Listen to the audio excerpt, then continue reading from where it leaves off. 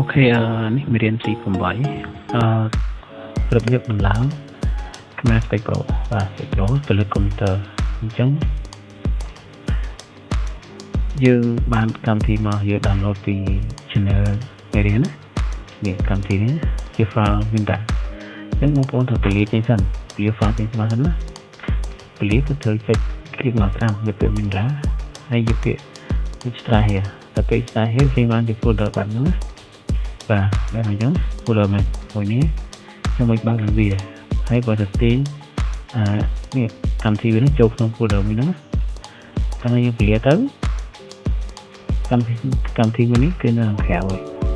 យើងចាក់វាចូលក្នុងហ្នឹងដើម្បីពេលយើង save ឯកសារ save ការងារយើងធ្វើហ្នឹងគឺនៅក្នុងហ្នឹង direct auto ហ្មងអូខេអញ្ចឹងយើងដាក់ចូលដល់ហើយហើយ file ដើមមកវា file Windows គឺយើងដាក់យកមកដើម្បីអី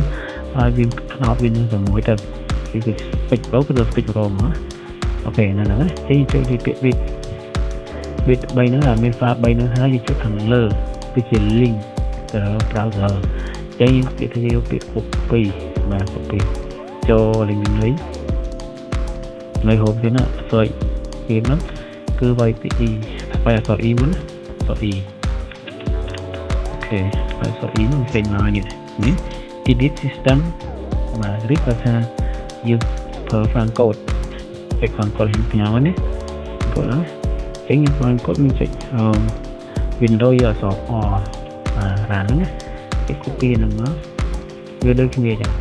យើងផាយកហ្នឹងមកអូខេហ្នឹងធ្វើឃើញដូចគ្នាចឹងមកហ្នឹងកន្លែង advanced ហ្នឹងនេះនៅ computer កន្លែង advanced នេះកន្លែង advanced ទីនេះអូខេមកនឹងដូចគ្នាអញ្ចឹងខ្ញុំណែនាំក្នុងទៀតណាហើយយើងវាយអក្សរ E មកវាមាន2ចំណុចអក្សរ E នេះយកពី edit the system ហ្នឹងមកដូចគ្នាវិញវាចូល advanced auto មកវិញគឺ computer ហើយមក advanced អញ្ចឹងចូលមកហើយយើងពាក្យ patch មកវាពាក្យ new ពីពីដង patch បើកអូខេច្រឡំហើយពាក្យ new គឺថាខ្ញុំដាក់ឲ្យនេះដាក់ឲ្យលោកម្លេះត្រៃ D ហ្នឹងលោកត្រៃ G ហ្នឹងថានៅក្នុងត្រៃ G នេះអីបាទត្រៃ G ហ្នឹងវាត្រូវដើម្បីវា full គឺយើងដើម្បី full យើងផាច់យក full ចូលក្នុងហ្នឹងមក